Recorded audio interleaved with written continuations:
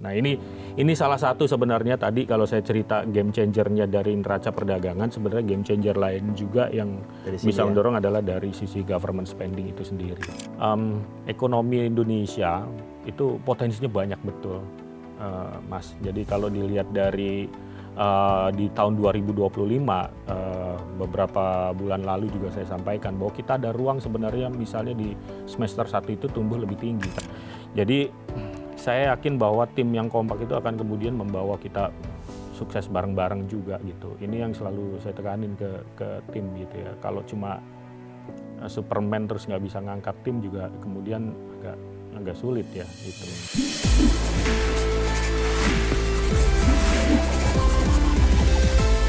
Badan Pusat Statistik baru merilis angka pertumbuhan ekonomi kuartal 3, 5,04% year on year.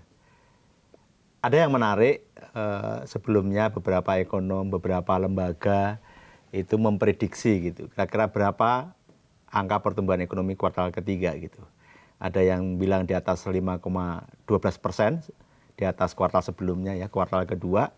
Ada yang bilang di bawah 5%. Tapi ada yang menarik, ada satu yang mendekati prediksinya gitu. Jadi kawan saya ini memprediksi 5,05%. Dan ternyata angka yang dirilis BPS 5,04%. Mirip-mirip untuk sebuah prediksi ya bisa dikatakan presisi gitu. Karena itu saya tertarik untuk mengundang beliau gitu untuk membahas lebih lanjut tentang kinerja perekonomian Indonesia di kuartal ketiga 2025 kemarin. Telah hadir bersama kita di podcast fundamental kali ini Chief Ekonomis Bank Mandiri, Mas Andri Asmoro. Selamat datang, Mas Asmoro. Terima kasih, Mas Irom. Dipanggilannya Mas Asmo. Mas, kemarin prediksinya luar biasa ya. Jadi prediksi 5,05% ya. Iya, 5,05%. Jadi beliau memprediksi pertumbuhan ekonomi 5,05%. Angka BPS yang dirilis kemarin 5,04% gitu. Apa Mas yang bisa diceritakan dari angka prediksi itu sehingga ya nyaris tepat lah gitu. Ya, terima kasih Mas Irom. Jadi kalau dilihat dari prediksi kami ya ada beberapa faktor fundamental nih yang kita lihat memang sebelumnya. Faktor fundamental.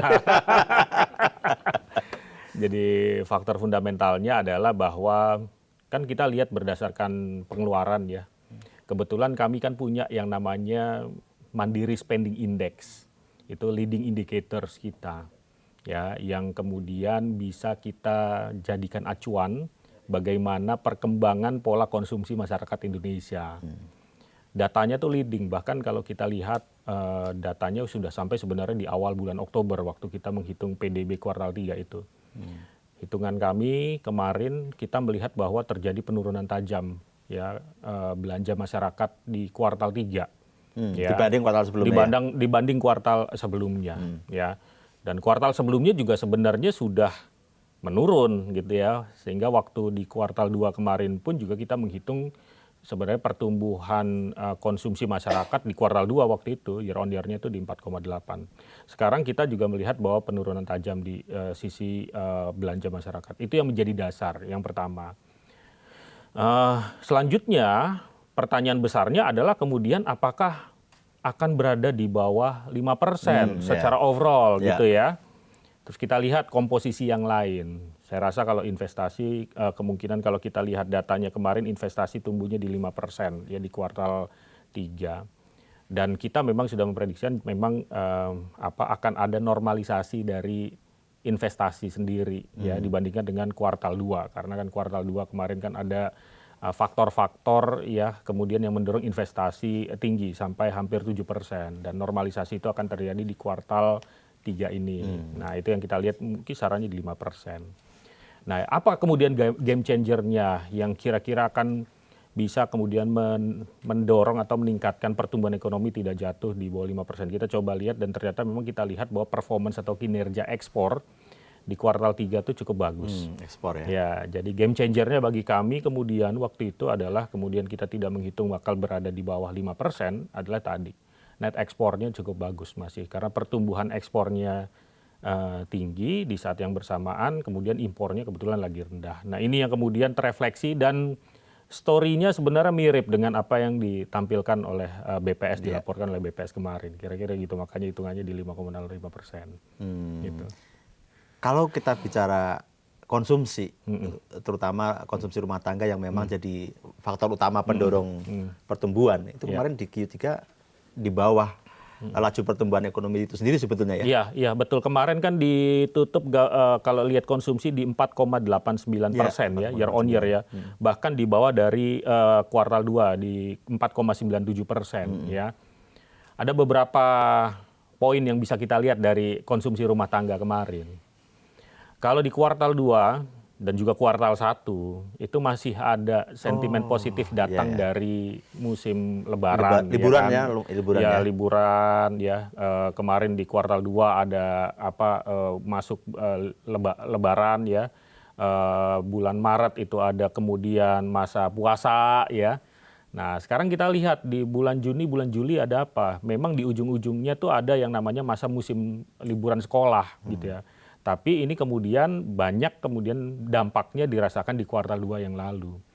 Jadi kalaupun memang kemudian tumbuh tuh memang sebagai dampak di ujung dari masa liburan atau musim liburan sekolah ya di bulan Juli yang lalu. Sehingga kalau kita lihat memang ada tendensi di kuartal 3 ini ibaratnya kalau buat retailers ya yang melihat dan yang terkena dampak juga dari konsumsi masyarakat, ini ada di ujung cycle gitu ya. Sehingga kita lihat juga pertumbuhannya memang akan berada di bawah dari pertumbuhan di kuartal 2 yang lalu untuk belanja. Ya, saya rasa nanti akan terefleksi juga reboundnya di kuartal 4 nih nanti. Konsumsi rumah tangga? Ya, di konsumsi rumah tangganya. Ya. Tapi konsumsi rumah tangga turun, ada faktor lain juga belanja pemerintah yang naik signifikan. Betul. Memang tadi yang di breakdownnya tadi saya memang melewatkan satu indikator ya belanja ya, dan memang ini cukup berpeluang besar ya untuk kemudian mengubah ya story dari pertumbuhan itu sendiri dan memiliki kontribusi yang cukup baik ya, terutama di tahun ini. Kalau kita lihat flashback lagi dari yang kuartal 1, kuartal 2 ya di semester 1.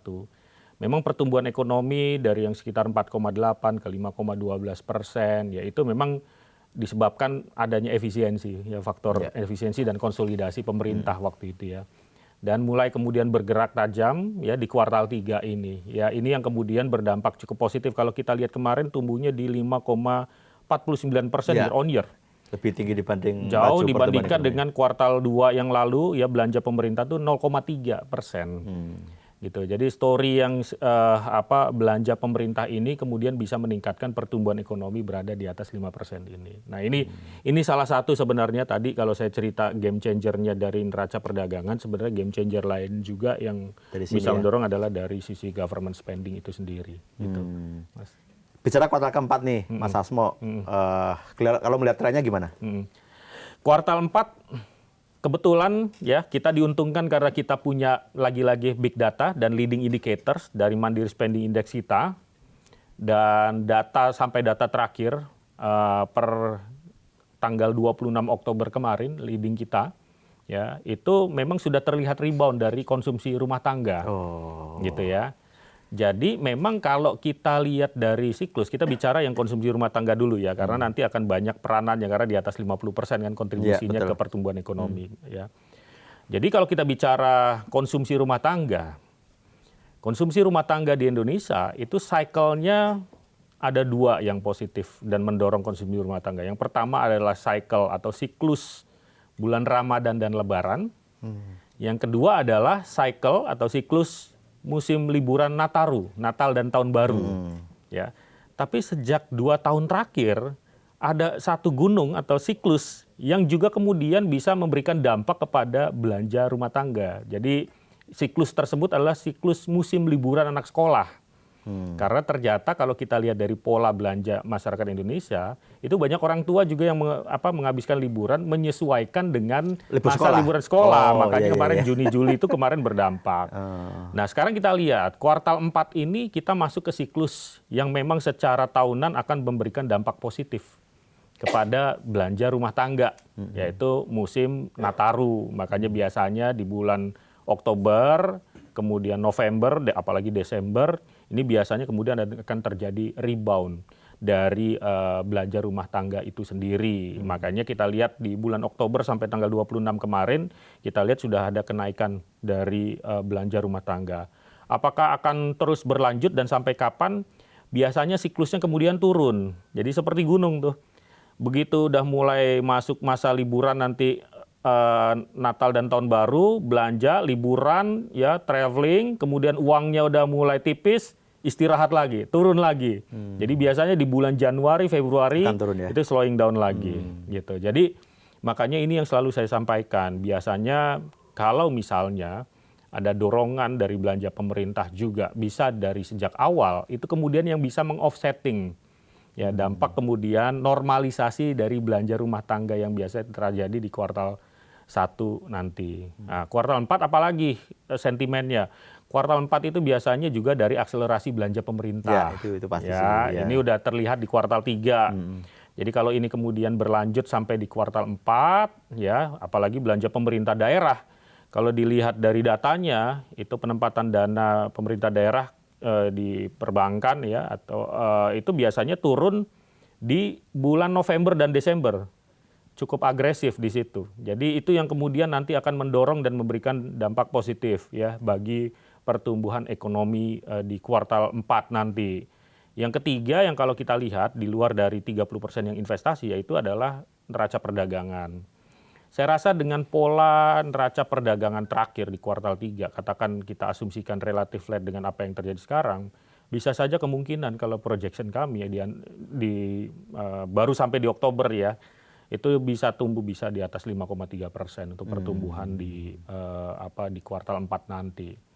Kalau hitung-hitungannya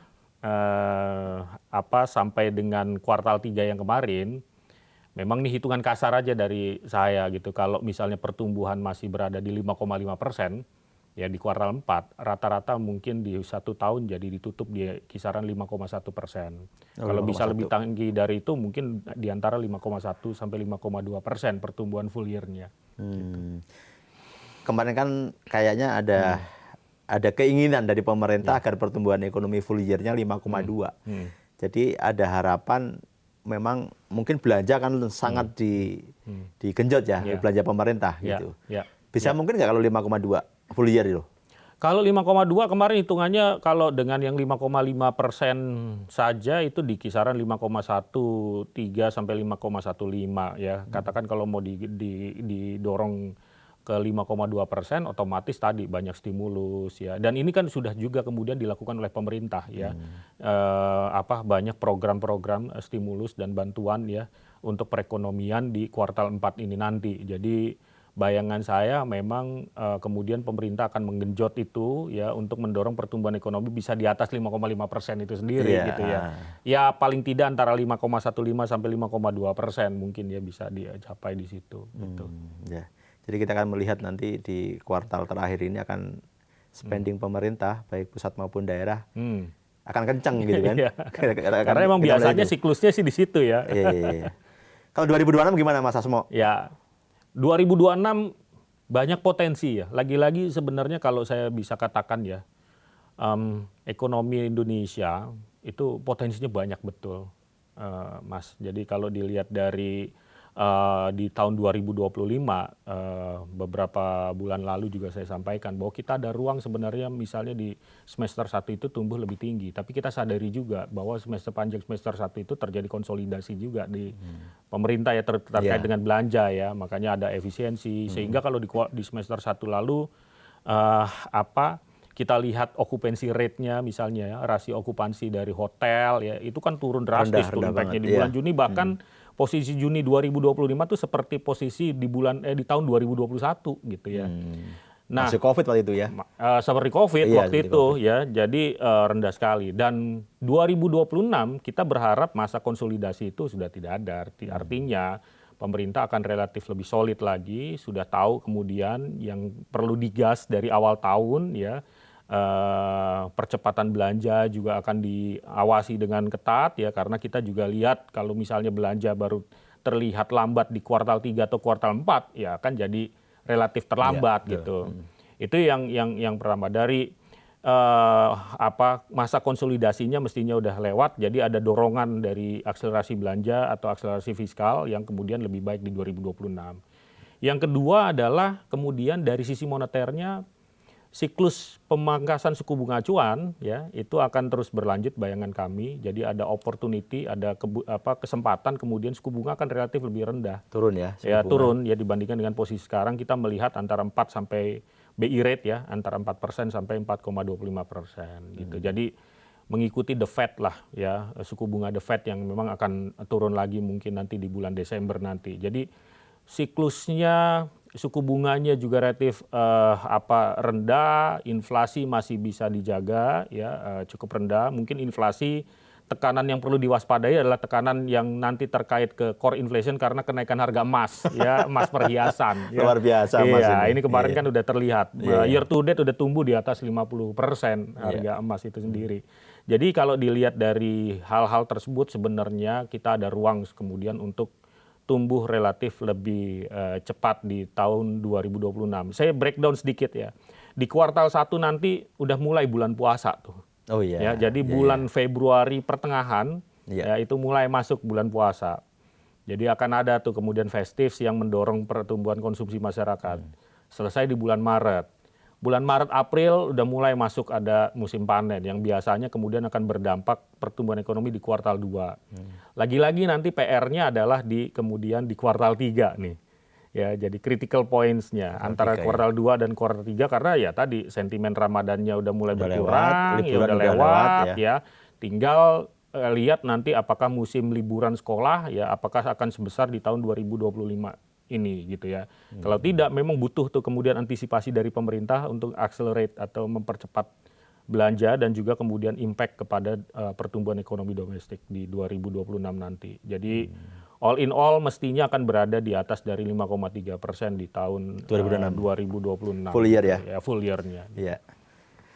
Kemungkinan kalau kita bicara kuartal per kuartal, kuartal 1 akan naik, kuartal 2, kuartal 3 jadi titik krusial, kuartal 4 akan naik lagi gitu ya. Seperti itu. Dengan ending di atas 5,3%.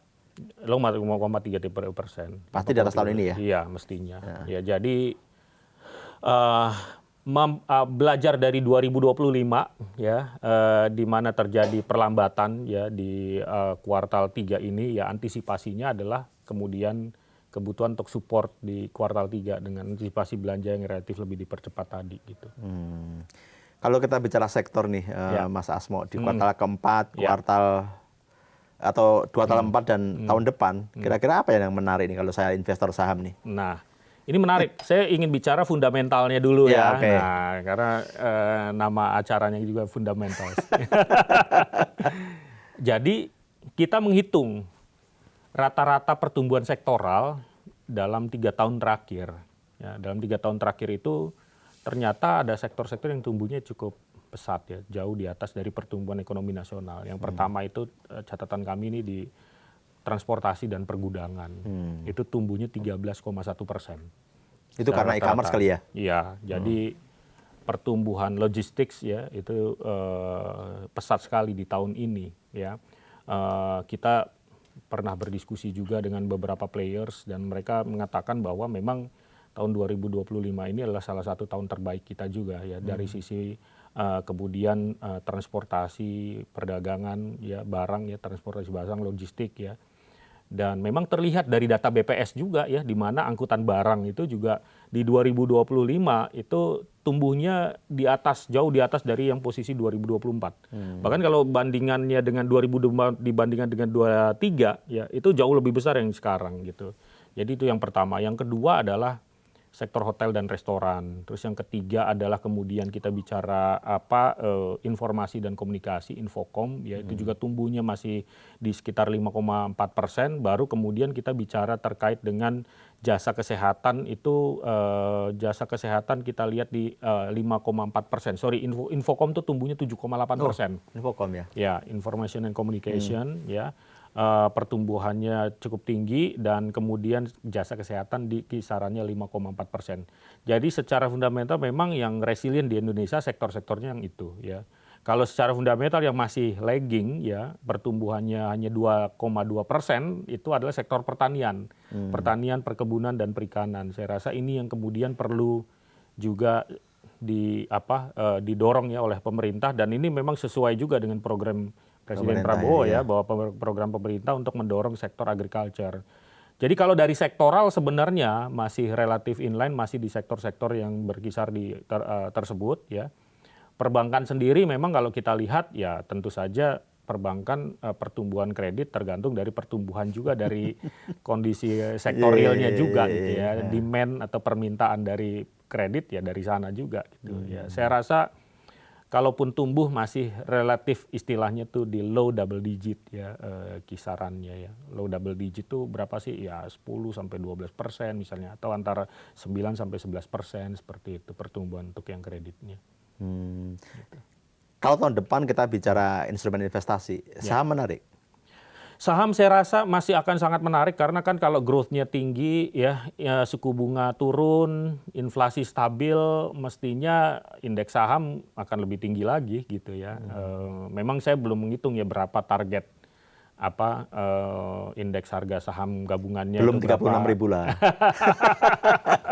Ya 36.000 kalau misalnya terjadi massive capital inflows ya, foreign capital inflows ya ke pasar saham itu pun mungkin juga belum touch itu. Tapi kalau misalnya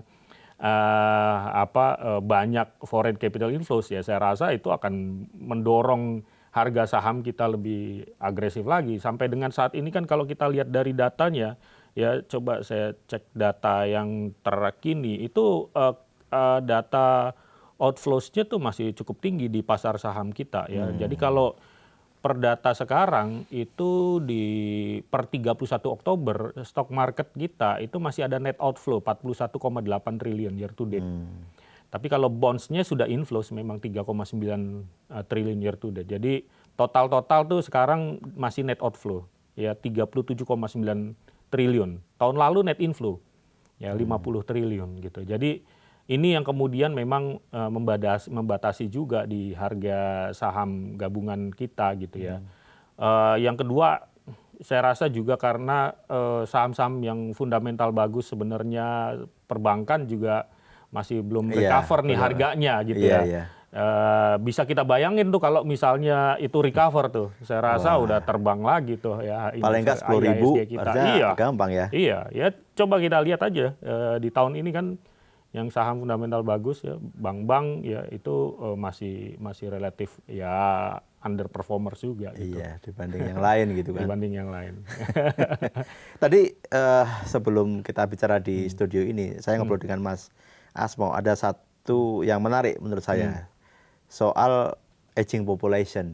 Setiap orang sekarang ngomong bonus demografi, tapi lupa bahwa bonus demografi ini ada batas waktunya gitu. Kalau kita nggak bisa achieve dalam berapa tahun, 10 tahun ke depan, itu justru akan menjadi problem bagi kita. Bisa dijelaskan lebih detail, Mas? Iya, jadi ini yang jadi concern saya sebenarnya dalam beberapa tahun terakhir juga. Memang tahun 2026 ini menjadi kritikal juga ya bagi kita semua karena kalau kita lihat selama ini kan pertumbuhan ekonomi Indonesia memang rata-rata di 5% ya.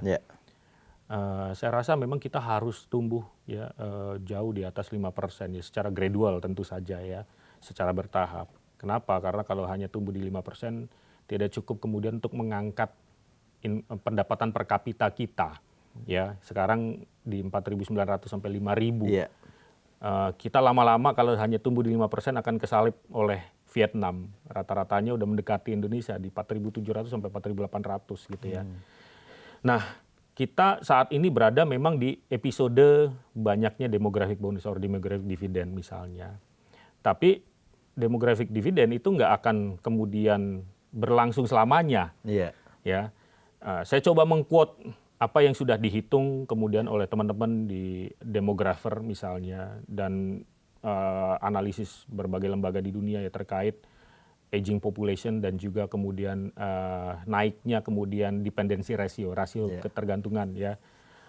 Kalau dilihat dari kemudian datanya atau projectionnya itu kemudian akan bisa terjadi di 2035 atau kalaupun di stretch di kisaran tahun 2040-an. Itu udah sebentar, 2035 bentar lagi udah ya. tinggal sebentar lagi. Iya. Artinya dengan 2035 misalnya 10 kita tahun bersiap, lagi. kita pakai worst case scenario 2035 sudah terjadi 10 tahun lagi. 2 cycle masa pemerintahan Iya. presiden gitu kan. Iya. Jadi jauh lebih pendek menghadapi situasi itu dibandingkan kalau kita flashback ke masa reformasi kan sekarang Iya, 2000, katakan 2000, sekarang udah 25 tahun gitu kan. Iya. Jadi makanya perlu kemudian kita persiapkan berbagai hal ya fundamental, bukan hanya kemudian kita berpikir dari sisi jangka pendek tapi jangka medium dan long termnya ya yang konsisten, kebijakan yang konsisten menjadi semakin penting. Apa saja? Kita bayangin kalau ketika aging population-nya terjadi, ya tentu saja usia produktif tadi yang orang Indonesia misalnya, kalau hari ini menanggung dari usia produktif, menanggung 2 orang usia tidak produktif, mungkin saja ketika terjadi aging population, usia tidak produktif kan semakin tinggi, semakin banyak. Jadi 1 orang usia produktif bisa saja menanggung kemudian 4 orang usia tidak produktif. Bayangkan ketika itu terjadi, kita belum mempersiapkan masyarakat Indonesia untuk menjadi yang lebih tangguh dan lebih produktif misalnya. Dengan cara apa? Lebih sejahtera misalnya. Dengan cara apa? Mempersiapkan pendidikannya, mempersiapkan kesehatannya, mempersiapkan kesejahteraannya ya dengan well planning dan lain sebagainya. Karena nanti ketika itu terjadi, ya tentu saja dengan income yang terbatas tanggungannya jadi lebih banyak. Sehingga ke saving dan juga ke investment produk jadi relatively lagi lebih limited, termasuk juga dengan insurance. Yeah. Kita akan kemudian mudah untuk menjadi tua sebelum kaya, kan istilahnya seperti itu yang ramai ya.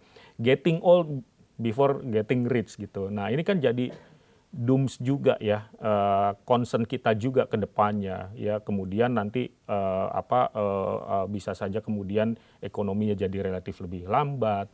Income per kapitanya juga tidak bertambah dan kemudian kita terjebak pada middle income trap tadi yang dikatakan dari sejak bertahun-tahun lalu. Jadi apa yang perlu disiapkan sekarang ya selain kemudian kita memikirkan program prioritas pemerintah ya pasti yang perlu dipikirkan ini sejalan juga sebenarnya dengan rencana kerja dan inisiatif dari presiden dan juga pemerintah memperkuat sektor pendidikan dan memperkuat sektor kesehatan juga gitu ya. Ke depan itu yang akan jadi challenging adalah misalnya dunia dana pensiun, sektor dana pensiun, asuransi ya. Karena kalau misalnya belum kemudian getting rich ya otomatis kemudian nanti beban untuk klaimnya akan jauh lebih besar lagi dibandingkan dengan premi yang ada misalnya. Nah ini kan nggak bisa disiapkan dalam cuma episode 5 tahun, 3 tahun ya memang harus dicicil dari sekarang ya.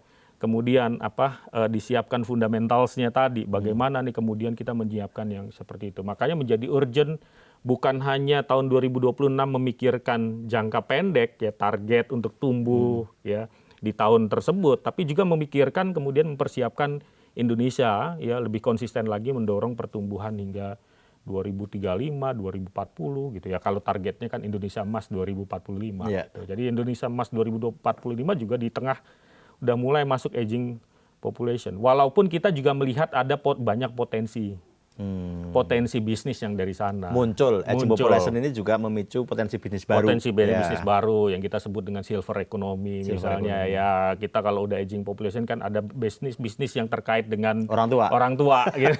Kesehatan ya. Home caretaker, produk-produk untuk orang tua misalnya. Seperti itu. Terus kita siapkan tuh, ada potensi bisnis tuh nanti. Iya. Kalau di fundamental ini, Mas Asmo ada gamesnya, gimmick lah. Iya.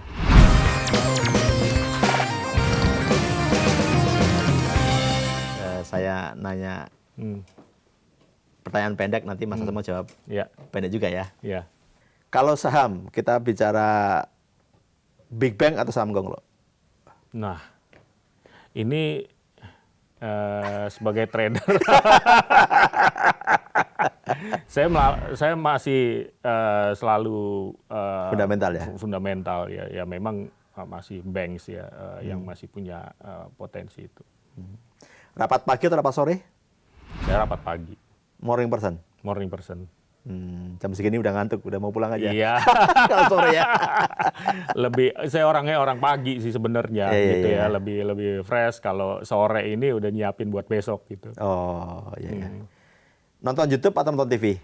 YouTube lebih sering. Seneng Udah nggak pernah lagi nonton TV kayaknya sekarang. Nontonnya YouTube? Nonton YouTube. Atau platform lain juga? Instagram? Ya platform TikTok. lain biasanya masuk ke nonton TV ini platform TV, stream ya, Yeah. kayak Netflix gitu ya, kayak HBO Max itu. Tapi film biasanya ya, film ya. film biasanya buat selingan nonton series aja gitu. Yang series lama belum tuntas kemudian saya rerun lagi biasanya. Tapi lebih sering sebenarnya nonton olahraga, biasa cuplikan-cuplikan basket gitu ya. Itu yang saya tonton kalau pulang ke rumah. Basket ya? Basket. Bukan sepak bola? Kalau saya memang bola karena timnya nggak pernah menguntungkan saat ini, nggak pernah konsisten. Saya Milanisti. Oh iya, sama-sama. Ya. Jadi nggak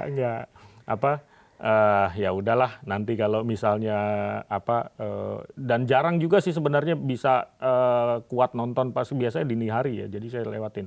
Kalau basket juga nontonnya cuplikan juga gitu. Jadi emang lebih enak ditonton sih gitu. Kenapa Milanisti? Pasti karena dulu waktu masa remajanya, saya seumuran sama Mas Asmo. Nih. Pasti dulu kan televisi nyarinya Liga Italia kan, Liga Italia gitu. Jadi kita pasti jagoannya kalau nggak Milan ya Juventus gitu. Inter Milan, gitu. Napoli gitu ya.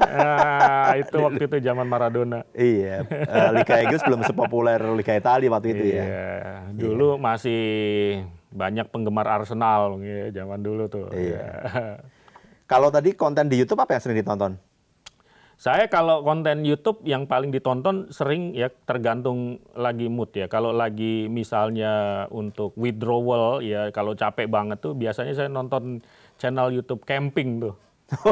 Nonton camping juga? Ya, suka juga walaupun saya jarang camping tapi saya suka suasana alam, terus juga kemudian nonton orang bangun tenda gitu. Itu banyak tuh. Jadi yang namanya ada satu channel YouTube yang saya rutin saya tonton tuh, ada satu orang Australia gitu ya, pergi ke gunung dengan jeepnya, ditemenin satu anjingnya, terus dia bangun. Seneng gitu ya? Senang dengerin, terus kemudian hujan pas lagi suasana bangun camping terus hujan malam-malam. Satu hari dia itu bangun tenda terus besoknya dilipat lagi terus pulang gitu. Nonton itu.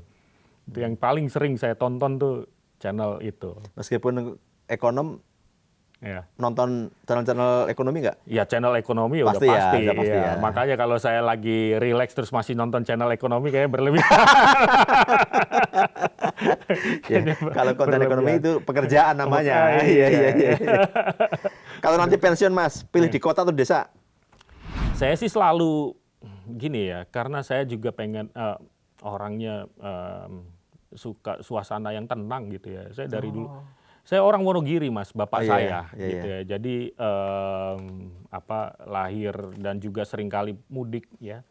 Jadi the best memory saya dari masa kecil sampai sekarang itu adalah mudik selalu tuh tiap Lebaran, road trip. Oh iya. Waktu tol tuh belum belum sejauh ini dan juga jalurnya selebar ini gitu. Jadi pernah merasakan macet 48 jam segala macam. Lewat Pantura waktu itu ya? Waktu itu lewat Pantura di Cikampek segala macam ya. Jadi memang suasana kampung, suasana itu yang memang selalu saya sebenarnya rindukan tuh kalau pulang. Belakang rumah mbah saya tuh ada sawah segala macam gitu ya. Dan ketenangan itu ya. Ketenangan itu yang selalu saya sebenarnya, yang selalu saya cari gitu ya seringkali. Kalau di Jakarta ya memang semua ada gitu ya. Cuma ya keluar rumah udah langsung macet, klakson segala macam gitu ya. Pasti kalau udah tua ya memang pengen yang seperti itu. Di desa berarti ya? Desa. Saya pun kalau misalnya liburan, kalau ditanya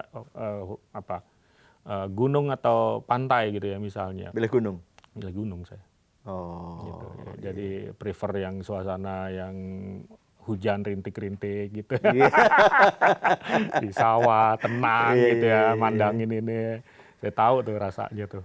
Iya, Ya, iya. ya, masih ngerasain juga pernah mandi di sungai, Sungai? waktu di rumah Mbah, tapi ya Oh iya, waktu iya. di kampung. Kalau di sini nggak bisa Wonogiri. mandi di sungai. Oh, nggak bisa, gatal-gatal nanti. Intuisi atau logika? Saya orangnya selalu dengan logika dan data sih. Oh, Yang di sini. iya, iya. Walaupun seringkali ada perasaan-perasaan, oh nih kayaknya begini, kayak begini. Tapi seringkali ya harus evidence based juga sih. Ya, ini mungkin kebawa dari pekerjaan. Jadi seringkali memang diri saya ini memang kebawa dengan kebiasaan di pekerjaan. Kayak misalnya saya sebenarnya nih, ini banyak yang nggak percaya seringkali ya, saya introvert misalnya gitu.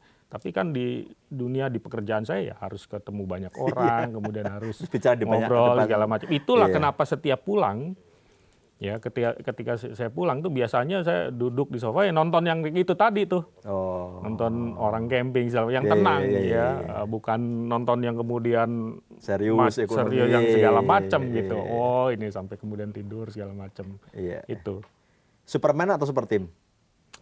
super team ya. Ini yang sebenarnya Meskipun ekonom ya, biasanya kan ekonom tampil individual. iya, iya, iya. Ya ini yang saya rasain ya, karena saya juga selalu bilang ya ke teman-teman, saya akan share semua yang saya punya ke tim ya. Kita misalnya di Office of Chief Economist di Bank Mandiri, kita bekerja tuh secara teamwork gitu ya. Ada lebih dari 20 analis dan kemudian kita berkolaborasi bareng. Makanya kita mengutamakan kalau Mas lihat report-report kita itu adalah hasil kolaborasi dari 3 departemen yang kita ada gitu ya. Dan itu buah pikiran juga dari teman-teman semua gabungan. Makanya saya sendiri kalau di setiap materi presentasi jarang kemudian saya taruh nama saya sendiri gitu ya. Jadi kalau materi presentasi di depannya itu langsung Office of Chief Economist gitu ya. Karena ini adalah pekerjaan kelompok, walaupun kita kemudian berkontribusi kepada ide-ide segala macam, views ya. Ya tentu aja, tapi kan ini dihasilkan dari perhitungan dan juga ini analisis dan juga kemudian pemikiran bareng-bareng begitu. Jadi saya yakin bahwa tim yang kompak itu akan kemudian membawa kita sukses bareng-bareng juga gitu. Ini yang selalu saya tekanin ke tim gitu ya. Kalau cuma Superman terus nggak bisa ngangkat tim juga kemudian agak sulit ya gitu. Jadi ini yang sebenarnya saya banyak belajar karena dunianya ini berbeda waktu saya jadi dosen dan staf peneliti waktu di kampus ya. 8 tahun waktu itu. Itu memang relatifly walaupun ada timnya, tapi seringkali kita bekerja individual juga gitu ya, membangun report segala macam. Tapi sejak di Bank Mandiri dari 2011, itu teamworknya terasa banget. Dibangun dari zaman Bu Destri dulu yang bos saya pertama kali di Bank Mandiri, bagaimana beliau membangun tim. Terus juga saya merasakan kemudian tim yang baik ini yang kemudian bisa mendorong kesuksesan dari hasil report kita, ya analisis dan lain sebagainya. Gitu. Sebagai seorang Milanisti nih, Maldini atau Kakak? Always Maldini, Il Capitano. Sebenarnya nomor 2 setelah Maldini itu saya sukanya Shevchenko, baru kemudian Seva, habis itu Kakak ya. Jadi ya saya sebenarnya the first tim yang waktu itu saya kenapa tertarik Milan itu adalah yang pas zamannya mungkin sama nih sama Mas Harem ya. Jadi masa zamannya trio Belanda. Gullit, Van Basten sama Frank Rijkaard gitu ya. Nah, itulah masa kenapa saya my first love ke Milan dan sampai sekarang nggak ganti gitu ya. Jadi ditanyain kalau klub Liga Inggris, klub Liga Spanyol apa, nggak ada, saya tetap ya Milanisti itu. Walaupun nggak pernah juara lagi gitu ya. Jadi ceritanya adalah cerita tentang nostalgia terus. Nostalgia Maldini. Satu kata tentang perekonomian Indonesia. Berpotensi ya. Jadi potensial ya. Indonesia itu selalu saya lihat sebagai negara yang potensinya besar gitu. Makanya saya mohon maaf ya, saya sering gemes gitu kalau kita kemudian melewatkan dan membuang momentum ya atau opportunity yang besar gitu ya. Saya kasih contoh ya Mas ya. Kita ini di tim di OJE kita lagi menghitung juga bagaimana kemudian kita berpotensi besar untuk menguasai sektor pertanian juga sebenarnya, sektor komoditas di Dunia. luar di dunia gitu ya. Kita paling tidak di luar dari CPO misalnya atau batu bara atau kemudian karet misalnya. Pertanian ya? Iya, sektor perkebunan lah kalau misalnya pertanian dan perkebunan, terutama perkebunan. Contoh, kita penghasil kokoa, coklat, kita penghasil kopi, kita penghasil kokonat, kita penghasil clove. Dari data kami itu bahkan dari sisi ini saya coba bacakan nih data ekspor kita. Clove cengkeh kita ya itu di tahun 2024 data full year soalnya ya ekspornya itu menguasai 52% dari total ekspor dunia. 62%. Nggak banyak orang tahu terkait potensi ini besar. Cocoa butter itu rasio ekspor Indonesia terhadap dunia itu 12%. Vegetable products itu rasionya 34%. Jadi dilihat dari data-data ini memang banyak potensi-potensi untuk kita tingkatkan. Jadi memang butuh kemudian ya kebijakan yang konsisten ya di antara pemerintah pusat, pemerintah daerah ya dan juga pengusaha ya. Kita biasa nyebutnya kalau di kampus kan triple helix ya. Kolaborasi tadi antara pemerintah, dunia swasta dan juga kemudian dunia akademis ya. Kalau kita juga dengan pemerintah daerah gitu ya.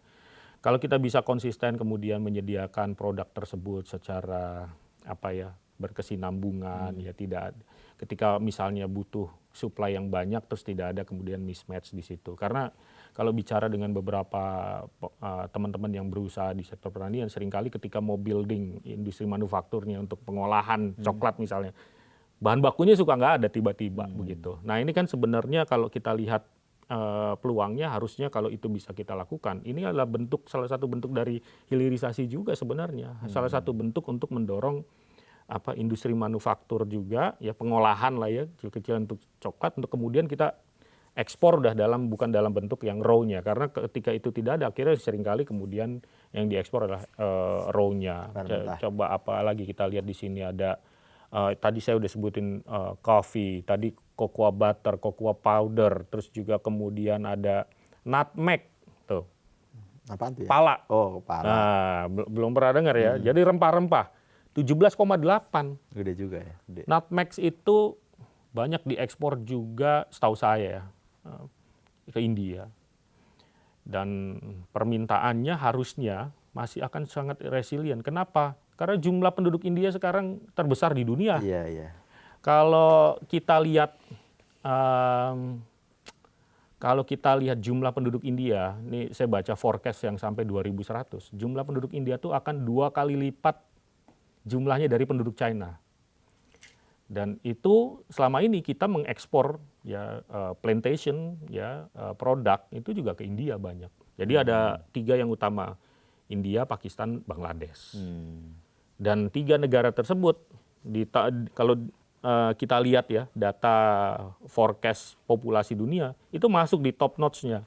Kemudian yang populasinya cukup tinggi. Jadi harapan kita atau forecast kita kalau itu kita lakukan ya kita seriusin itu akan long lasting dan juga kemudian punya potensi yang besar dan jangan lupa itu akan bisa meningkatkan tadi yang saya bilang pertumbuhan di sektor pertanian, perkebunan, perikanan yang hanya sekitar rata-rata 2,2%.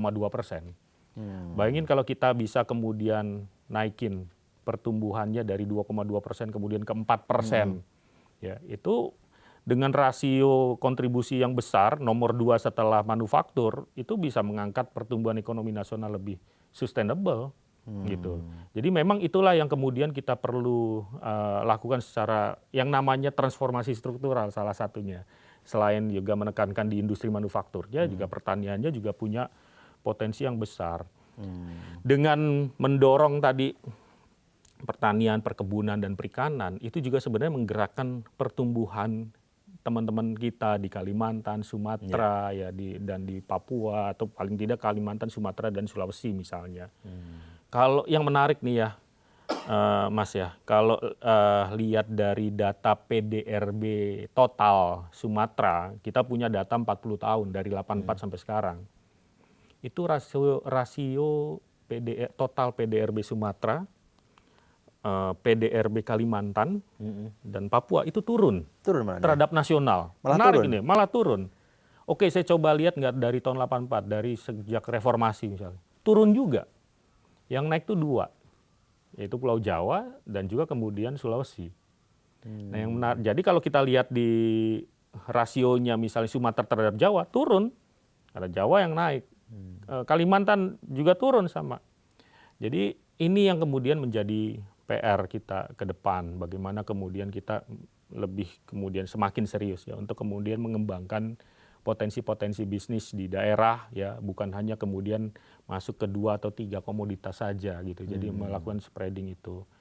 Apa buktinya? Banyak yang menseriusi sektor pertanian perkebunan ini, misalnya Vietnam, Thailand, ya udah otomatis, Malaysia sekarang ya, kita lihat.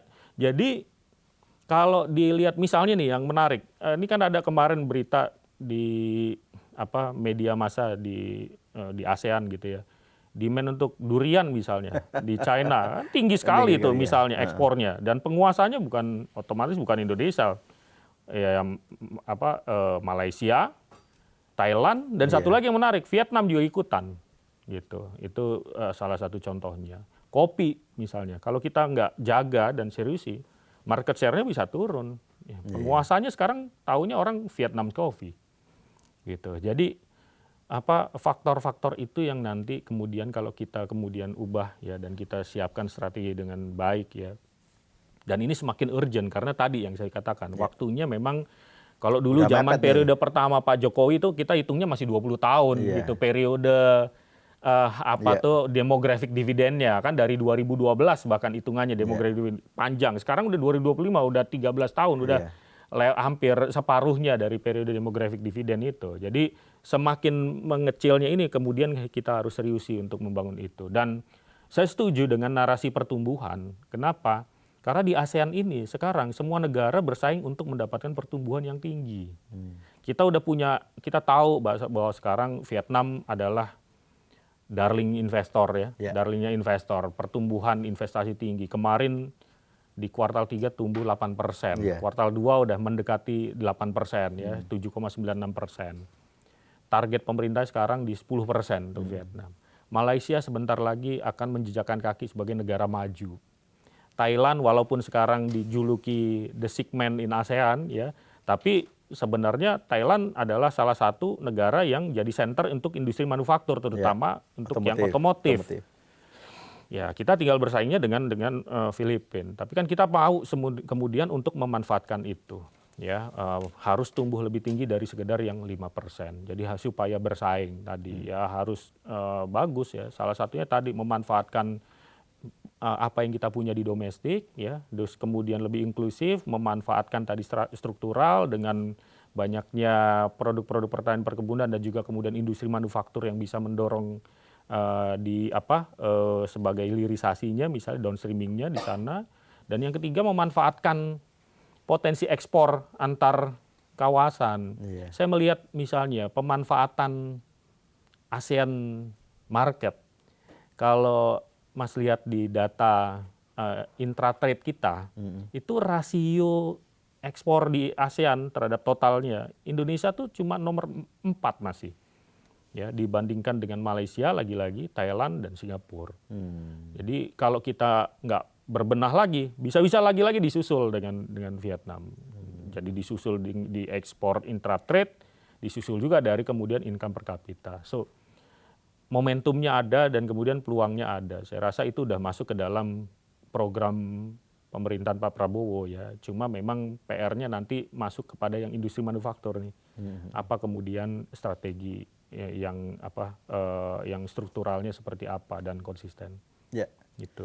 Baik Mas Asmo, menarik sekali pemirsa tadi, banyak sekali insight yang kita dapatkan.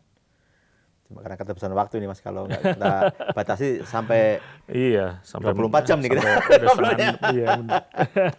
Baik, demikian tadi perbincangan saya dengan Mas Andri Asmoro, Chief Economist Bank Mandiri. Semoga bermanfaat untuk kita semua. Terima kasih Mas Asmoro. Terima kasih Mas Irom.